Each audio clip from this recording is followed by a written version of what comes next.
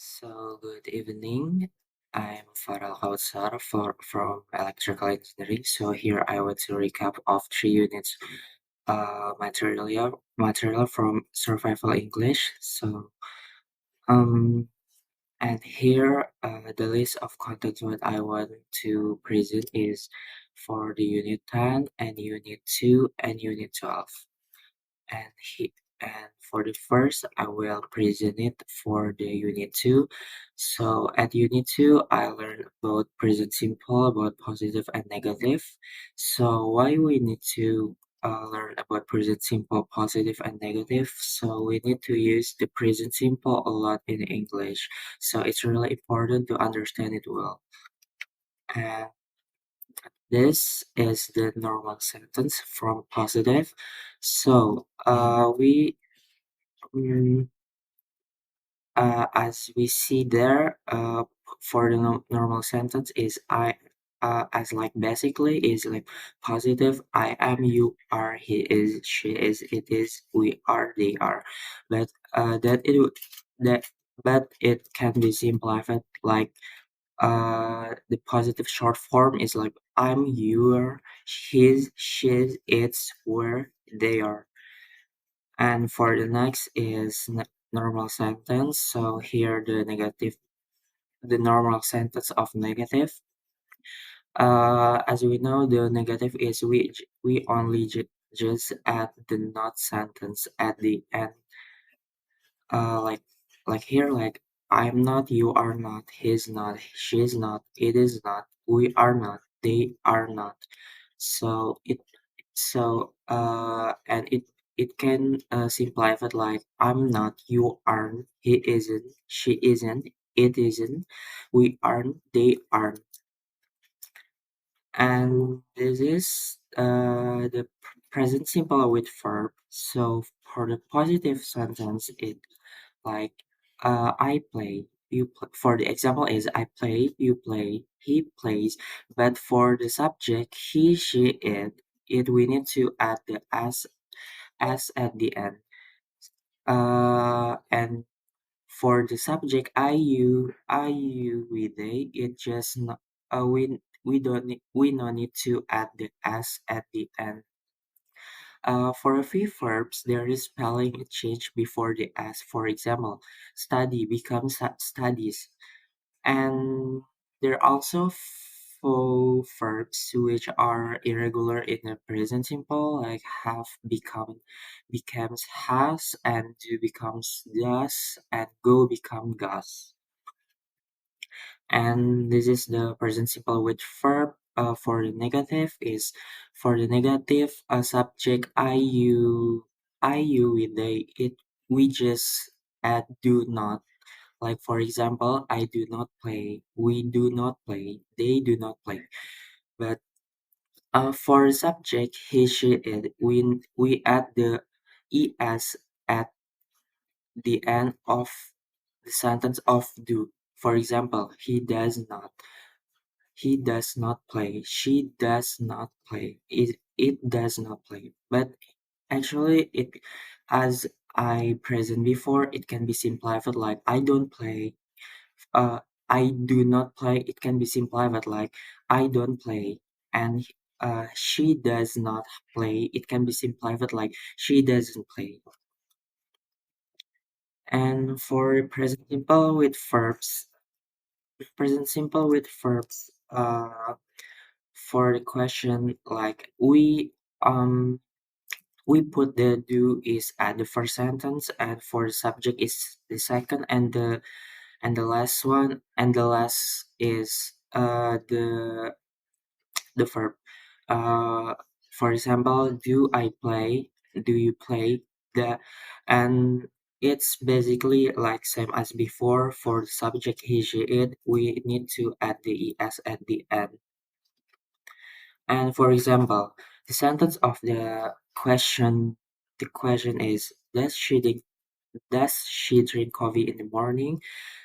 Uh, And the other example is, does Sheila read the newspaper? And the positive sentence is, yes, she drinks coffee in the morning. Yes, Sheila reads the newspaper. And the neg- and the negative is no, she does not, or you can change it to be doesn't drink tea. And for the one example more is no, Sheila doesn't read the newspaper. So only that for the material of unit 2. So we go next to unit 12. At unit 12 is about simple feature use going to. So if you want to use going to the future tense sentence structure is as follows. Subject plus to be as we know is to be is mr is plus and going following and going to plus base of a verb. So if you want to make the sentence negative, then the following sentence structure is subject plus note and to be mr is plus going to and base of a verb. So this is the formula. So for the subject, she. For the subject, uh, we, for the subject, she, and he, we use the to be is like as we know, like she is, I am, he is, and for the positive, uh, for the subject is he, and to be is, and the going is going. For the going is still will be same like this going, and for the infinitive is the job. For the negative, as we know, the negative sentence, we just add the not after to be, and for the question, we need to uh put the to be at the first, and the second is subject, and the last is the verb. And actually for the simple feature, it can be simplified like before, like for the is not, it can be simplified by isn't. So the function of simple future going to is the use of going to revert the future event show a very strong link to it to the present. Time isn't important and the event happens ever now. However, the speaker's attitude towards the event depends on something in the present that we know. Going is usually used to revert to plans and goals or to make prediction based on current evidence. In every speech, going to is often shortened to gonna, especially in American English, but is never written that way. So here's for example. Uh, for the first is Freddie going to buy a new car soon? So is it example for the negative for the question sentence, and Arjun and Pam going to visit Milan when they are in Italy. So if we see the formula, we see again the formula for the question. We need to add s- the subject at the first. So the first example and the second example is right. It's totally correct. So and the third is, I think Nigel and Mary are going to have a party next week. Is it a positive sentence? And we are going and the next example is we are going to have dinner together tomorrow. And the last one is, aren't you going to stay library until your e-sport finish? So is it same as the question formula? And then we going to the last unit I haven't choose is unit 10. So unit 10 is I learned about can and could. Can actually it like can and cannot, or we can just say can and can't. and cold not, or cold and couldn't. So basically, can and cold are both modal verbs that means able, can, or could. The difference is that can is used to express ability in the present, while could applies to the past. So the function of can and could is actually it like similar things about the function, but it will be it have like some difference for the function. And for the function is like for ability, possibility, permission, request over impossibility, and conditional forms. So what's the formula? The formula is for positive is subject plus can or cloud and sorry can or cold and plus verb one. And for the negative is subject and with can or cold plus not, and the last one is verb one. For interrogative is you put the can or cold at the first, and the subject is for the second, and the verb one, and the verb is at the last of sentence. So for this can and cold is we just use the verb one. So this is the example of the function. So actually I write it have a 1, 2, 3, 4, 5, 6, 7 function here, but just for the shorten is write I just created the three example of the function. So here's the example of the ability function is can in use to show one's ability in present. For example, I can speak three language fluently. Could, so could is used to show one's past ability or that one has been able to do something.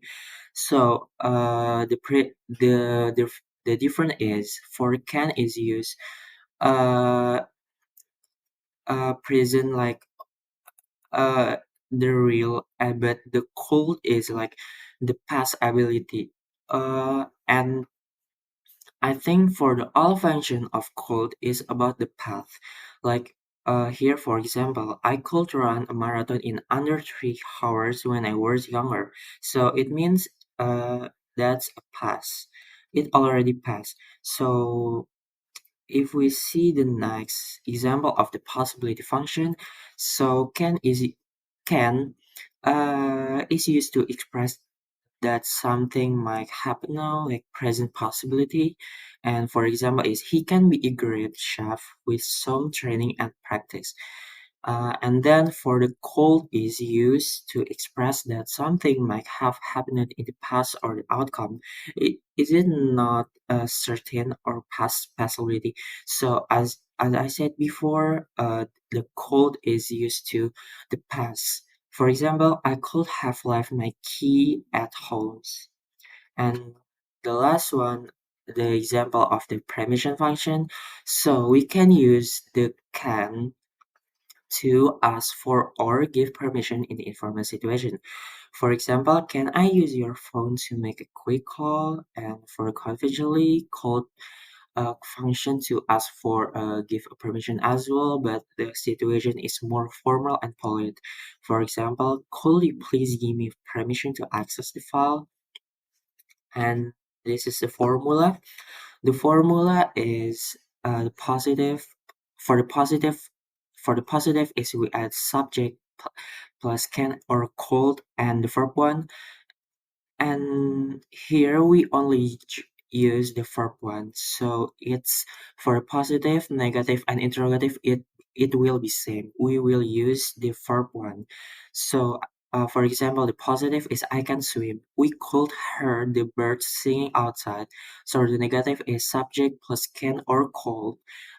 We add not and the verb one. So for example, she cannot actually it can be uh make like she cannot, and it of course it can be simplified like this. She can't speak French fluently, and he couldn't solve the difficult math problems.